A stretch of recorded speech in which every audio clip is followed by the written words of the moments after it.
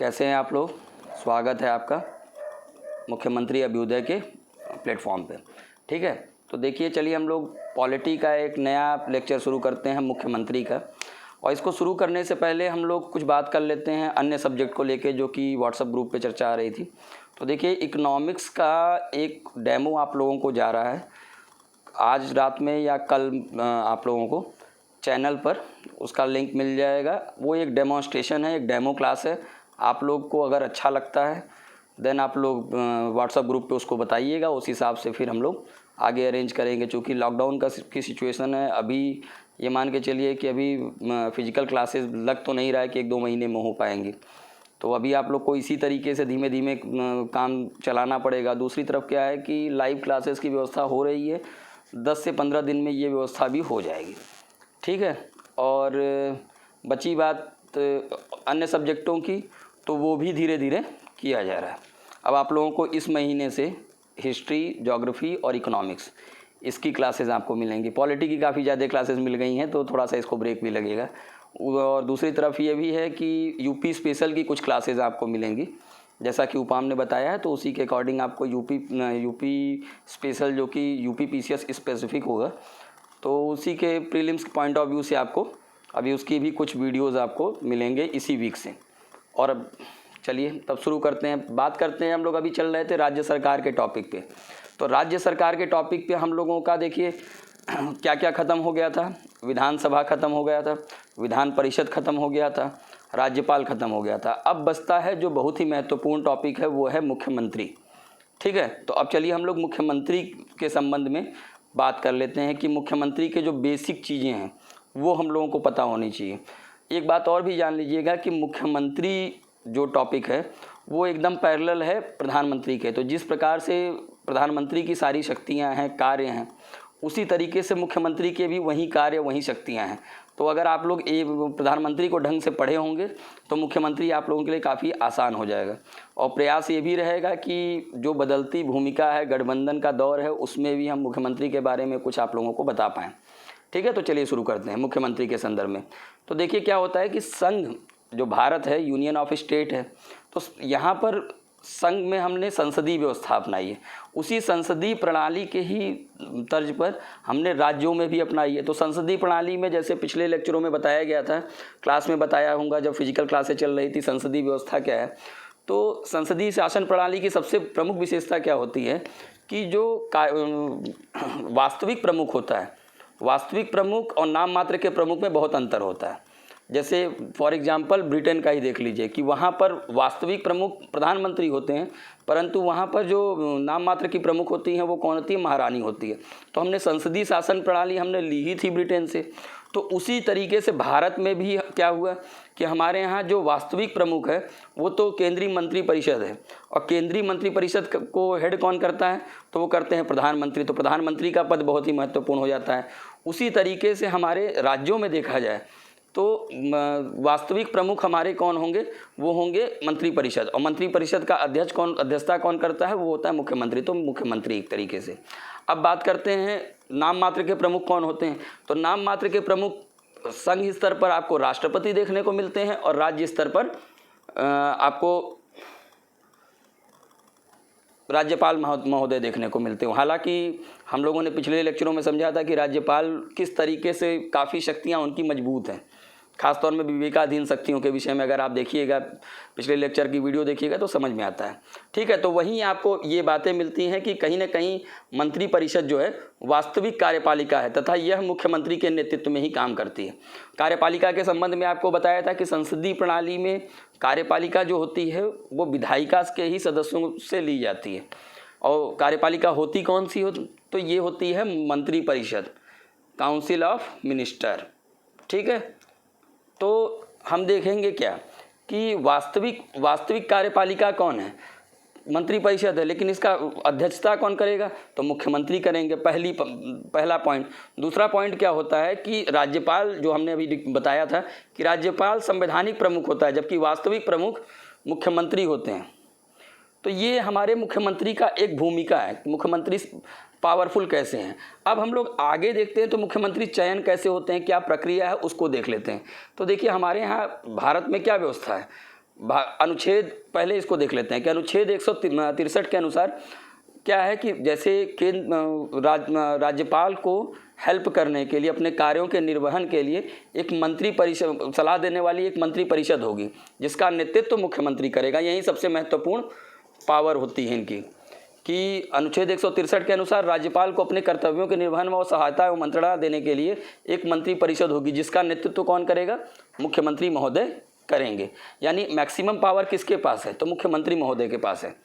ठीक है, अब बात करते हैं कि नियुक्ति कैसे होती है।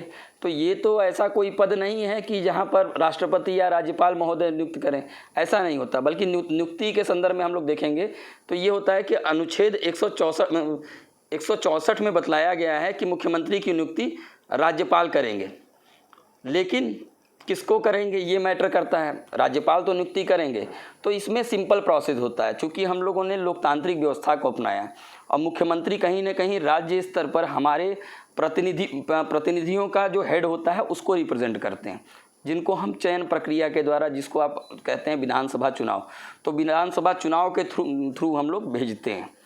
ठीक है, तो यहाँ पर कौन बनेगा मुख्यमंत्री? चूँकि विधानसभा चुनाव के थ्रू भेजे जाएंगे तो बहुमत दल का जो नेता होता है, ठीक है, वही उसी व्यक्ति को राज्यपाल महोदय नियुक्त करते हैं। अब बात आती है कि हम लोग राज्यपाल के संबंध में देखे थे कि उस समय राज्यपाल के संबंध में उनकी स्वाविवेकी शक्ति थी कि जब गठबंधन का मतलब जब कोई भी दल पावर में नहीं रहता, मतलब उसको पूर्ण बहुमत नहीं मिलता, तब इसकी नियुक्ति कैसे की जाती है। तब वो अपने स्वविवेक का इस्तेमाल करते हैं और किसी भी दल को आमंत्रित करते हैं कि आपके पास ज़्यादा सीटें हैं और आपको इतने दिन का समय दिया जाता है और आप अपना एक बहुमत दल का नेता चुनिए और सीएम नियुक्त कर दिया जाता है।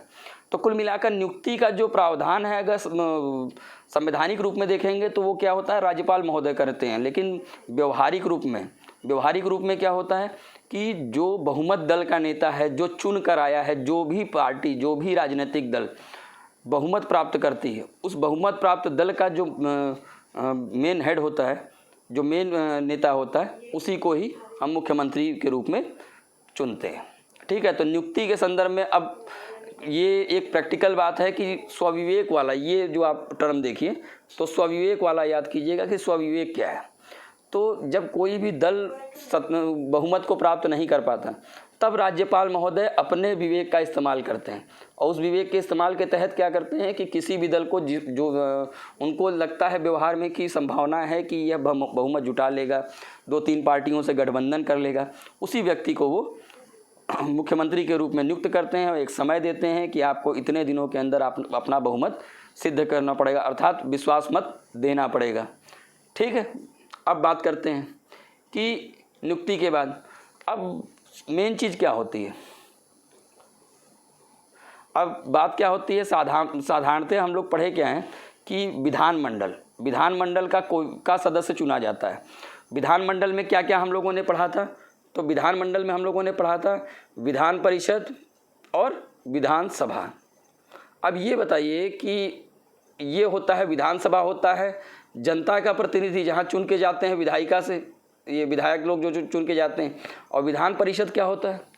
विधान परिषद वो होता है जो विशेष लोग चुन के जाते हैं। तो नॉर्मली ये होता है कि विधानमंडल के किसी भी सदन से वो जा सकता है, लेकिन व्यवहारिक रूप में हम लोग देखें तो मुख्यमंत्री बेसिकली विधानसभा का सदस्य होता है, विधानसभा से चुना जाता है। ठीक है, विधानसभा से क्यों चुना जाता है? क्योंकि देखिए जो भी दल है वो बहुमत प्राप्त की तो वो कहाँ बैठेगी? विधानसभा में जाएगी।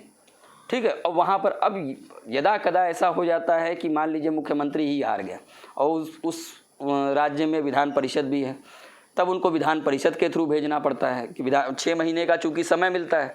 अगर मान लीजिए कि मुख्यमंत्री किसी व्यक्ति को नियुक्त किया गया और वो स्वयं अपना चुनाव हार जाता है या फिर वो किसी भी सदन का सदस्य अगर नहीं होता तो क्या होता है? तो उनको 6 महीने का समय दिया जाता है कि या चाहे तो वो विधानसभा से आ जाएं, चाहे तो वो विधान परिषद से आ जाएं। तो इसके अगर 6 महीने के भीतर वह किसी भी सदन से नहीं आते तो वो अपने आप उनकी सदस्यता समाप्त हो जाती, वो मुख्यमंत्री नहीं रह पाते, उन्हें अपने पद से हटना ही पड़ता है। लेकिन होता क्या है व्यवहारिक रूप में कि जो दल होते हैं जो आपस में भिड़ते हैं चुनाव में, ठीक है, तो वो क्या होते हैं विधानसभा के लिए फाइट करते हैं और वहीं पर जो मेन बहुमत दल का नेता होता है उसी को बना दिया जाता है। जैसे मान लीजिए कि उत्तर प्रदेश का ही उदाहरण ले लीजिए। उत्तर प्रदेश में क्या हुआ कि योगी जी हमारे किसी सदन के सदस्य तो थे नहीं, दोनों ही सदनों में वो क्या थे कि संसद के सदस्य थे, ना कि विधानसभा के। तो उनको 6 महीने उनको नियुक्त तो कर दिया गया कि भाई ठीक है ये चीफ मिनिस्टर होंगे, बट उनको 6 महीने का समय दिया गया और उनकी वो जो क्या कहते हैं लोकसभा की सदस्यता है उसको ख़त्म किया गया और विधानसभा से उनको भेजा गया। तो यानी ये है कि आपको विधानसभा चाहे विधान परिषद दोनों जगहों से किसी भी सदन से होना चाहिए, लेकिन सामान्यतः विधानसभा से होता है, विधानसभा से ये चुने जाते हैं। ठीक है, तो ये हम लोग बात करते हैं कि कहाँ से चुने जाते हैं। अब इसमें वास्तविक बात देखें तो आपको काफ़ी हद तक वही सेम बातें आपको रिपीट होती हुई दिखेंगी कि प्रधानमंत्री वाली, लेकिन थोड़ी बहुत बातें हम लोग सोच रहे हैं कि देख लिया जाए, कहीं ऐसा ना हो कि मिस हो जाए। अब बात आती है कि कार्यकाल कब तक रहेगा। तो नॉर्मली जो बात बोली जाती है कि 5 वर्ष का कार्यकाल रहेगा, लेकिन क्या आपको लगता है कि 5 वर्ष का कार्यकाल रहेगा? नहीं, वास्तविकता तो यह है कि जब तक उनका विधानसभा में बहुमत है, हो सकता है कि विधानसभा में बहुमत उनका 3 ही साल तक रहे, उसके बाद उनके कुछ पार्टी के सदस्य हट जाएं या किसी कारणवश दूसरे दल में चले जाएं, या फिर एक और भी कारण हो सकता है कि गठबंधन की सरकार चल रही हो और गठबंधन की जो दल हैं वो उनसे अलग हो जाएं। तो ऐसी परिस्थिति में क्या होगा कि जब वो 3 साल तक ही वो अपने कार्यकाल को पूरा कर 3 ही साल तक अपने पद पर रह सकते हैं, या ये हो सकता है कि एक ही व्यक्ति है और वही बार बार विधानसभा का चुनाव जीत कर आ रहा है। अगर वो विधानसभा का चुनाव जीत के लगातार आ रहा है तो वो चाहे तो 15 साल तक मुख्यमंत्री रहे। तो सामान्यतः जो बात वास्तविकता में होती है वो ये होती है कि मुख्यमंत्री का जो कार्यकाल है वो उसके बहुमत पर निर्भर करता है, मेजॉरिटी पर निर्भर करता है कि वो सदन में कितने दिनों तक बहुमत है उसका। ठीक है, तो ये कार्यकाल के संबंध में जैसे कभी आपको स्टेटमेंट यूपीएससी वगैरह में भी देखने को मिल जाए कि मुख्यमंत्री का जो कार्यकाल है केवल और केवल 5 वर्ष, केवल जो शब्द होता है। एक बात और याद रखिएगा कि एमसीक्यू सॉल्व करते समय आपको हमेशा यूपीएससी खासतौर पर बड़ा परेशान करता है। वो क्या करेगा, हर चीज़ों पर केवल, मस्ट, इस तरीके के शब्दों को वो डाल देता है बीच में क्वेश्चन में। तो हमेशा कोई भी चीज़ एब्सोल्यूट नहीं होती, उसका एक कहीं ना कहीं सब्स्टिट्यूट भी होता है। तो ऐसे क्वेश्चन सामान्यतः ऐसे स्टेटमेंट गलत ही माने जाते हैं, वो गलत ही होते हैं। आप देखिएगा अगर प्रीवियस ईयर क्वेश्चन। अच्छा, एक और चीज़ मैं कह रहा था कि चूँकि पॉलिटी का काफ़ी क्लासेस हो गई हैं तो 1-2 आपकी इसी वीक में एक क्वेश्चन पेपर जो प्रैक्टिसिंग है उसके वीडियो बनेंगे, वो आपको मिलेंगे, कुछ प्रीवियस ईयर क्वेश्चन के, कुछ नए क्वेश्चन के। और इस वीक में सैटरडे को टेस्ट भी होगा। ठीक है, और वो उसी गूगल वाले प्लेटफॉर्म पे जैसे अभी आप लोग को मिला था फॉर्मेट, उसी आधार पर केवल वो मिर्ज़ापुर के लिए स्पेसिफिक जो जितना आपका सिलेबस कवर हुआ है उसको लेकर। ठीक है, तो यहाँ पर हम कार्यकाल के संबंध में तो समझ लिए पूरी बातें। तो याद रखिएगा कि कहीं भी केवल और इस तरीके का शब्द आए तो कभी कन्फ्यूज नहीं होइएगा। और इन्हीं छोटी चीज़ों में लोग बहुत गलतियां भी करते हैं एग्ज़ाम में। अब बहुत सामान्य सी बात है कि शपथ किसके सामने लेंगे। तो आप लोग अगर न्यूज़ में देखते होंगे, जैसे कोई भी शपथ लेता है तो आप ये तो याद ही रहेगा, सामान्य सी बात है कि राज्यपाल के समक्ष शपथ लेते हैं। ये बात तो सामान्य सी है, इसमें कोई बहुत बड़ा इशू नहीं है। अब हम लोग का जो मेन टॉपिक है कि इनकी शक्तियाँ क्या हैं, कार्य क्या हैं, वो कार्य और शक्तियों को लेकर ज़्यादा विवाद भी रहता है और सबसे मोस्ट इम्पॉर्टेंट चीज़ भी है। अगर कभी आपको मुख्यमंत्री से संबंधित उनकी भूमिका और इस तरीके की चीज़ें भी अगर देनी पड़ जाएँ तो उसके लिए बहुत महत्वपूर्ण है। तो सबसे पहला काम क्या होता है कि मंत्रिमंडल का गठन, मंत्रिमंडल का यानी काउंसिल ऑफ मिनिस्टर का गठन कौन करता है? मुख्यमंत्री करता है। और ये कैसे आप कह सकते हैं कि जब जैसे पहले मुख्यमंत्री की नियुक्ति होती है, फिर मुख्यमंत्री एक लेटर पे अपना एक लिस्ट देता है कि हमें इतने लोगों को मंत्री बनाना है, कैबिनेट मिनिस्टर बनाना है, यानी मंत्री परिषद का हमको गठन करना है। तो वो लिस्ट वो देते हैं किसको? राज्यपाल महोदय को। और फिर राज्यपाल महोदय उन्हीं व्यक्तियों को शपथ दिलाते हैं। ठीक है, यानी क्या है कि ये मुख्यमंत्री की सबसे महत्वपूर्ण पावर है कि वो जिसको चाहे उसको मंत्री बनाए, उसके लिए कोई क्राइटेरिया नहीं है। मुख्यमंत्री जैसे मान लीजिए कि योगी जी को बना दिया गया, अब योगी जी डिसाइड करेंगे, उनकी पावर है, वास्तविक रूप में वो उनकी पावर है। वो चाहें तो किसी का भी नाम, आपका नाम, हमारा नाम, हम लोगों को मंत्री बना सकते हैं। बस एक ही उसमें क्लॉज होता है, आप लोगों को मंत्रिपरिषद वाले लेक्चर में बताए थे कि मंत्री तो बना दिया जाएगा, 6 महीने के भीतर हमें किसी भी सदन से सदस्यता लेके आनी है। ठीक है, तो सबसे पहली बात होती है मंत्रिमंडल के गठन के लेके, ये सारा के सारा मुख्यमंत्री के स्वविवेक पर निर्भर करता है। ठीक है, और वास्तविकता ये है कि मुख्यमंत्री ही चूँकि सारी चीज़ों का निर्णय मुख्यमंत्री करता है, राज्यपाल तो नाम मात्र के प्रमुख हैं, क्योंकि उनको मंत्रिपरिषद के सलाह पर काम करनी है। अभी तो मंत्रिपरिषद है नहीं, तो अभी उनको तो मुख्यमंत्री की बात माननी पड़ेगी, और ये बात उनको मैंडेट है माननी, यही केंद्र में भी होता है। तो वास्तविक रूप में मंत्रिमंडल का निर्माण कौन करेगा?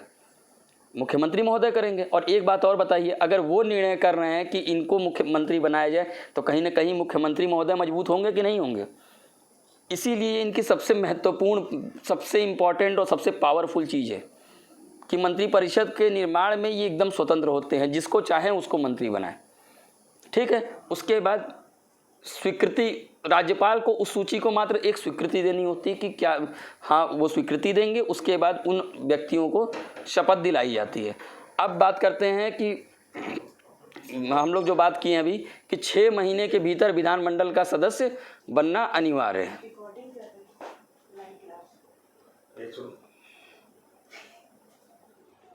यहाँ भी एसी चलाए हैं।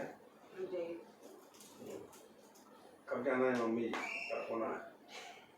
मम्मी बताएंगे, हम क्या बताएं? मम्मी बताएंगे, हम क्या बताएंगे? तो मंत्रिमंडल के गठन को लेके जो सबसे मेन पावर होती है मुख्यमंत्री की होती है। वही राज्यपाल महोदय को सूची प्रस्तुत करते हैं और उसी सूची को राज्यपाल स्वीकृत कर देते हैं, क्योंकि उस समय तक कोई मंत्रिपरिषद तो बनी नहीं रहती। दूसरी बात, ये जिसको चाहे उसको मंत्रिपरिषद का सदस्य बना सकते हैं, अर्थात मंत्री बना सकते हैं।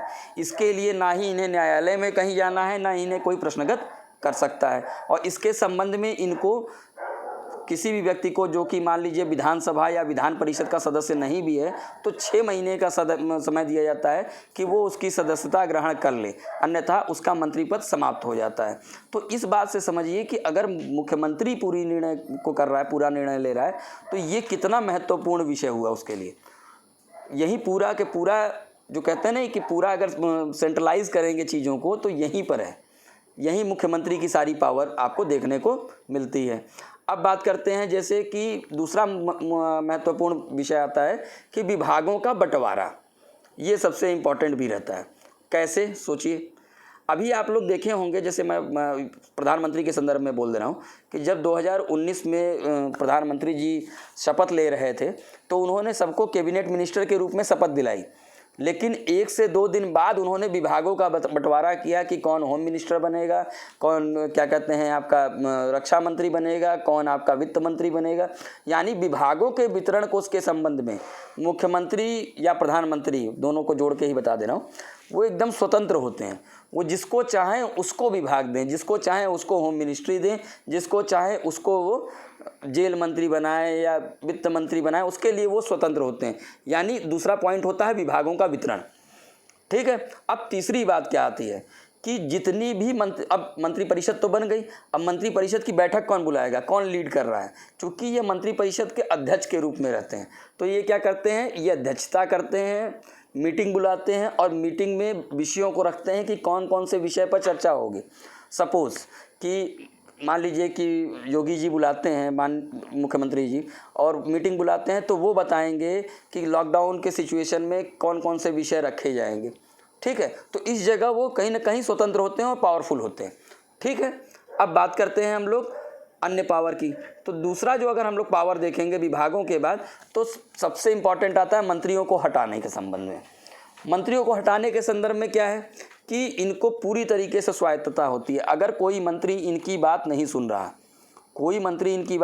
रहा, तो वो स्वतंत्र है कि वह राज्यपाल वो पहले तो मुख्यमंत्री महोदय मंत्रियों से कहेंगे कि एक काम करिए, आपका काम समाप्त हो गया, आप कार्य को सही तरीके से निष्पादित नहीं कर रहे, अब हट जाइए। अगर वो तब भी नहीं हटा, तब वो क्या करेंगे, तब वो सीधे कहेंगे राज्यपाल महोदय के पास, और राज्यपाल को सलाह देंगे कि भैया इनको तुरंत हटाइए, और राज्यपाल इस चीज़ को मानने के लिए बाध्य हैं। राज्यपाल वो मानेंगे ही और उस मंत्री को हटाएंगे। तो ये जो मंत्रियों को हटाने और नियुक्त करने की जो पावर है, वो मुख्यमंत्री पद को सबसे महत्वपूर्ण बनाती है। सबसे मेन जो पावरफुल हो जाती है यह पद, मंत्रिपरिषद में अन्य मंत्रियों के कंपेयर में मुख्यमंत्री को, तो ये 2 पावर आती हैं। ठीक है, अब बात करते हैं कि मुख्यमंत्री पद और क्या किस लिए है, क्या कार्य हैं। तो एक बात याद रखिएगा, राज्य स्तर पर मुख्यमंत्री पद सबसे महत्वपूर्ण होता है। क्यों? क्योंकि वह केंद्र बिंदु होता है। चारों तरफ राज्य का प्रशासन वही चलाते हैं व्यवहारिक रूप में, और जितनी भी महत्वपूर्ण नीति होती है उस पर वो एकदम खुला निर्णय लेते हैं। मान लीजिए कि आप ही के यहाँ उत्तर प्रदेश में ही कोविड से रिलेटेड जितनी भी नीतियाँ बन रही हैं या लॉकडाउन से संबंधित, वो भले ही लोगों से सलाह लें, लेकिन उस जगह कहीं ना कहीं मुख्यमंत्री मजबूत होते हैं, नीतियों से संबंधित निर्णय लेने में मजबूत होते हैं। ठीक है, और जितनी भी पदाधिकारियों की नियुक्ति होती है वह सभी मुख्यमंत्री के सलाह से ही की जाती है। जैसे राज्य में महाधिवक्ता, उसके एडवोकेट जनरल जिसको हम लोग कहते हैं, उसके बाद क्या होते हैं, दूसरे यूपीपीएससी के जो चेयरमैन होते हैं, जैसे अभी हाल ही में किसको नियुक्त किया गया है, संजय सिंह श्रीनेत को, जिन्होंने अपना पद ग्रहण कर लिया। तो अर्थात क्या है, जितने महत्वपूर्ण नियुक्तियां हैं, यहाँ पे गलत लिख गया है, युक्तियां हैं, वो नियुक्ति है। तो जितनी भी महत्वपूर्ण नियुक्तियां हैं वो मुख्यमंत्री के सलाह से ही की जाएंगी, और इसीलिए मुख्यमंत्री पद और ज़्यादा महत्वपूर्ण हो जाता है। ठीक है, अच्छा, जितना बातें हम पॉइंट इसमें लिखे हैं आपके स्लाइड में, ये जो PDF है, ये आपको इसलिए भी इम्पॉर्टेंट है कि आपको अगर मेंस में आंसर राइटिंग वगैरह करनी है तो किस आधार पर, अगर मान लीजिए हम आपको प्रश्न देते हैं कि मुख्यमंत्री किन आधार पर मजबूत हैं या उनकी शक्तियां किस जगह बहुत ज़्यादा हैं या इस टाइप से कुछ एनालिटिकल क्वेश्चन होता है, देन आप इसको आराम से कर सकते हैं। अब बात करते हैं कि और क्या शक्तियाँ हैं। जैसे क्या होता है कि मेन होता है समन्वयक। आप लोगों ने पढ़ा होगा कि राज्यपाल वाले सेक्शन में हमने बताया था कि राज्यपाल महोदय को रिपोर्ट चाहिए होती है राज्य के प्रशासन की। तो प्रशासन की रिपोर्ट कैसे होती है, वो मुख्यमंत्री ही देते हैं, वही सलाह देते हैं राज्यपाल को कि राज्य में क्या हो रहा है, कौन सी नीतियाँ चल रही हैं, कौन सी नहीं चल रही। दूसरी बात, राज्यपाल और मुख्यमंत्री राज्यपाल और मंत्रिपरिषद में समन्वयक की भी भूमिका अदा करते हैं, क्योंकि मंत्रिपरिषद के जितने भी निर्णय होते हैं उनको उस निर्णय को वो राज्यपाल को अवगत कराते हैं। और कोई भी विषय होता है, राज्यपाल मान लीजिए कि कोई गाइडलाइन आई केंद्र सरकार की तरफ से, मोदी जी ने भेजी कि जो स्वास्थ्य विभाग की तरफ से, कि जैसे अभी हाल ही में क्या हुआ कि जब लॉकडाउन लगाने को लेकर तो गाइडलाइन आई केंद्र सरकार से, तो वो राज्यपाल के महोदय के पास आई होगी, और राज्यपाल महोदय ने मुख्यमंत्री को दिया कि सभी राज्य चाहें तो स्वायत्त है, वो जितने दिन का चाहें वो लॉकडाउन लगा सकते हैं। अर्थात क्या है कि कोई भी बात राज्यपाल को अगर पहुंचानी है राज्य तक, तो वो किसको पहुंचाते हैं, वो मुख्यमंत्री को ही पहुंचाते हैं, मुख्यमंत्री ही उसको मंत्रिपरिषद तक ले जाते हैं। फिर निर्णय होता है, मान लीजिए लॉकडाउन का ही है तो निर्णय आ गया, मान लीजिए कि राज्यपाल महोदय ने बताया कि केंद्र सरकार ने ऐसी एडवाइजरी जारी की है, एक सलाह दी है, तो उस पर फिर वो उस चीज़ को लेके मुख्यमंत्री महोदय जाएंगे मंत्रिपरिषद के पास, फिर मंत्रिपरिषद पे इस पे विचार होगा और फिर उस पे निर्णय किया जाएगा कि किस तरीके से, फिर उसमें नीति बनेगी कि क्या नीतियां होनी चाहिए। उसमें मुख्यमंत्री महोदय की महत्वपूर्ण भूमिका होती है। ठीक है, अब बात करते हैं हम लोग और क्या इनकी पावर है। तो मंत्रिपरिषद की बैठक बुलाना, उसकी अध्यक्षता करना, ये सब तो हम लोग किन किन विषयों पर विचार करेंगे, सब मुख्यमंत्री भी ही निश्चित करेंगे। अब बात करेंगे कि मुख्यमंत्री और क्यों महत्वपूर्ण होते हैं। देखिए, मुख्यमंत्री अपने दल का नेता भी होता है, अपने दल का नेता होता है। भाई नेता नहीं होगा तो कैसे उसको बहुमत दल का नेता चुना जाएगा, या वो लोकप्रिय नहीं होगा तो उसको मुख्यमंत्री कैसे बनाया जाएगा। तो एक तो ये होता है कि मुख्यमंत्री अपनी पार्टी का नेता भी होता है, और लोकप्रियता व चुनाव में सफल मुख्यमंत्री, अब लोकप्रियता भी होनी चाहिए मुख्यमंत्री के अंदर। आप लोग देखे होंगे जितने भी मुख्यमंत्री बने, चाहे उत्तर अपने ही प्रदेश में देख लीजिए, तो सबकी लोकप्रियता है अपनी अपनी जगह। उसके बाद क्या है कि उन्हीं की लोकप्रियता के आधार पर चुनावों में सफल होने का, जो उस पार्टी के सफल होने का जो सारा दारोमदार होता है, कहीं ना कहीं मुख्यमंत्री पे होता है। ठीक है, यानी ये मैटर कर पूरा के पूरा मैटर आप देखेंगे तो कहीं ना कहीं मुख्यमंत्री के व्यक्तित्व पे बहुत कुछ निर्भर करता है। अब आप जैसे खासतौर में अभी आप लोग मेंस में पढ़ेंगे कि क्षेत्रीय दलों के विषय में, तो उसमें कैसे एक व्यक्ति ही पूरा पावरफुल हो जाता है, तो ये सब विषय में आप लोग समझेंगे। उसके बाद अब सोचिए कि जो आदमी अपनी पार्टी में इतना प्रभावशाली है, उसी के आधार पर पार्टी के जीतना और हारने को लेकर बातें चल रही हैं, उसी पर तो कहीं ना कहीं क्या होता है, राजनीतिक दल अपने उम्मीदवार खड़े करते हैं और उम्मीदवारी के लिए कई लोग टिकट मांगने के लिए पहुंचते हैं उनके पास कि भाई हमें भी दे दो, हमने बहुत काम किया आपकी पार्टी के लिए। तो कहीं ना कहीं टिकट बंटवारे में मुख्यमंत्री की सबसे महत्वपूर्ण भूमिका होती है। ये बड़ा महत्वपूर्ण होता है। अब तो देखिए चुनाव आ रहा है तो इसमें पूरा देखा जाएगा कि कौन से मुख्यमंत्री और क्या कैसे समझेंगे ही। याद होगा पिछली जब उत्तर प्रदेश में 2017 का चुनाव हुआ था, तब अखिलेश यादव और शिवपाल में किस तरीके से मतभेद हो गए थे टिकट बंटवारे को लेके, समझ गए। तो ये बड़ा इम्पॉर्टेंट चीज़ होता है। वो इसी चीज़ों पर कहीं ना कहीं राजनीतिक दलों की जीत भी निर्भर करती है कि अच्छे कैंडिडेट पहुँचेंगे, लोकप्रिय कैंडिडेट पहुँचेंगे तो ज़रूर वो सत्ता में आएंगे। उसके बाद सार्वजनिक सभाओं में अपने उम्मीदवारों के प्रति वो बोलते भी हैं, सार्वजनिक सभाओं में जाते हैं, अपने उम्मीदवारों की वो बातें बताते हैं कि कैसा है कैंडिडेट, कैसा नहीं है, ये सारी बातें, अपनी विशेषताएं, अपनी दलों की बात। यानी कुल मिलाकर देखिए, आपने अभी तक तो मुख्यमंत्री पद के बारे में समझा कि उनके संवैधानिक दायित्व क्या हैं, उनके वास्तविक दायित्व क्या हैं। यह जो पद है ये अपने दल के प्रति कितना महत्वपूर्ण है वो समझिए कि वो अपनी पार्टी का एक तो लोकप्रिय नेता होता है, सारी पकड़ होती है पार्टी पे, उसी की लोकप्रियता के आधार पर वह पार्टी चुनाव में उतरती है। और जब टिकट बंटवारे की बात आती है तो कहीं ना कहीं मुख्यमंत्री का जो मुख्यमंत्री पद होता है ये बहुत महत्वपूर्ण हो जाता है। इसको हमने उदाहरण के साथ बताया, जैसे अखिलेश यादव और शिवपाल यादव वाला जो विवाद हुआ था 2017 में। उसके बाद मुख्यमंत्री जो ही हैं जो अपने उम्मीदवारों के लिए चुनाव प्रचार करते हैं, लड़ते हैं, ये सारी चीज़ें आपको देखने को मिलती है। अब आते हैं जैसे कि ये तो रही सारी मुख्यमंत्री की जो कार्य और शक्तियाँ।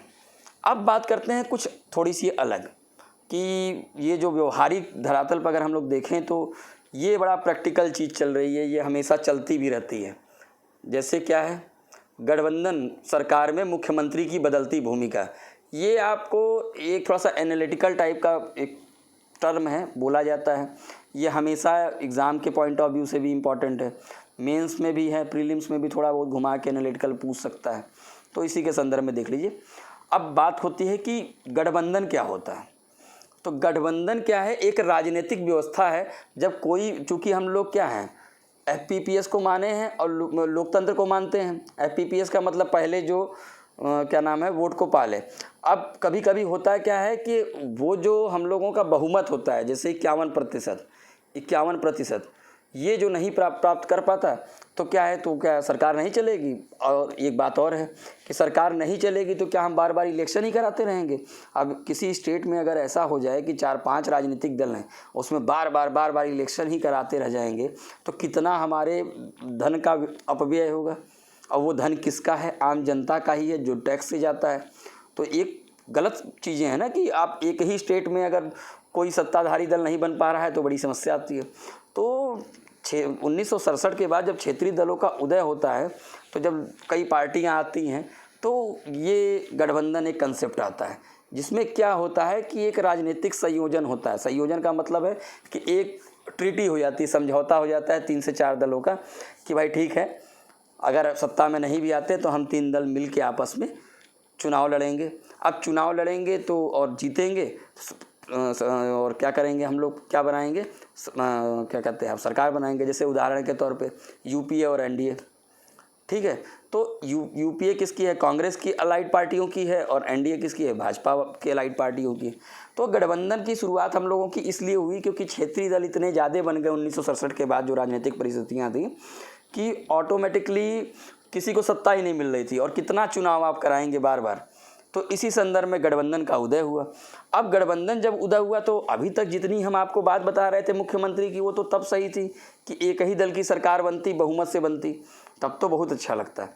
लेकिन क्या गठबंधन में मुख्यमंत्री की भूमिका क्या रहेगी, ये मेन मैटर है। तो वो कमज़ोर होती है, ये भूमिका कहीं ना कहीं कमज़ोर होगी। वो हम लोग समझेंगे कि कैसे। तो सबसे पहली बात क्या होती है कि मुख्यमंत्री महोदय क्या काम करते हैं, मंत्रिपरिषद का निर्माण करते हैं। अब मंत्रिपरिषद का निर्माण करने में उन्हीं की भूमिका होती है। वो जिसको चाहेंगे उसका एक पूरा सीट बना के दे दिए राज्यपाल महोदय को कि भाई हमने 36, 37, 35 जितने लोगों को है ये सूची है, इतने लोगों को मंत्री पद की शपथ दिलानी है, ये मंत्री हम बनाएंगे। लेकिन गठबंधन में क्या होगा कि वहाँ तो मुख्यमंत्री स्वायत्त था क्योंकि एक ही दल की सरकार होनी थी। यहाँ मुख्यमंत्री स्वतंत्र नहीं है क्योंकि जो गठबंधन में शामिल दल है वो बड़ी पार्टी से, जो बड़ी पार्टी है उससे बार्गेन करेंगे, और उसको बार्गेन करने के लिए क्या करेंगे, कहेंगे ऐसा है सारा निर्णय मुख्यमंत्री नहीं करेगा, मुख्यमंत्री अगर निर्णय करेगा तो केवल तुम्हारे दल का काम करेगा, हमारे दल का कौन काम करेगा भाई। तो इसीलिए एक समिति बनती है, समन्वय कार्य समिति, इस टर्म को याद रखिएगा, ठीक है। तो समन्वय कार्य समिति क्या करेगी, एक सभी उसमें जितने भी अलाइड पार्टियां होती हैं, जो गठबंधन की पार्टियां होती हैं, उनके सभी सदस्य होते हैं, जो मेन होते हैं, वो डिसाइड करते हैं कि कौन मंत्री बनेगा। अब सोचिए, जो मुख्यमंत्री का सबसे महत्वपूर्ण काम था मंत्रिपरिषद का निर्माण कराना, वही उनसे हाथ से छीन लिया गया। तो कहीं ना कहीं भूमिका कमज़ोर हुई कि नहीं हुई गठबंधन के दौर में। तो ये एक समस्या है, यानी इसमें सीएम की भूमिका सीमित हो जाती है, लिमिटेड हो जाती है। अब सीएम को कोई नहीं पूछ रहा है, क्योंकि अब वो स्वायत्त नहीं है। अब जो चाहेगी कार्य समिति, जो समन्वय कार्य समिति, वही करेगी। दूसरी बात क्या होती है कि मुख्यमंत्री मंत्रिमंडल का नेता होता है और विभागों से संबंधित निजी, अब इसको समझिए आप, ये टर्म बड़ा अच्छा है कि मुख्यमंत्री क्या होता है, मंत्रिपरिषद का नेता है, और विभागों से संबंधित जितनी भी बातें हैं वो कौन डील करेगा, मुख्यमंत्री करेगा। विभागों का बंटवारा भी वही करेगा। और कोई भी बात, जब भाई कई विभाग हैं, कई थाली में कई बर्तन हैं, तो आपस में टकराएंगे नहीं। तो जब विवाद होता है तो कौन संभालता था, मुख्यमंत्री संभालता था। तो ये जो मतभेद और जो विवाद हैं उनको सुलझाने वाली जो प्रक्रिया है वो भी सीमित हो जाएगी। अब वो कौन काम करेगा, वो भी समन्वयक समिति ही काम करेगी।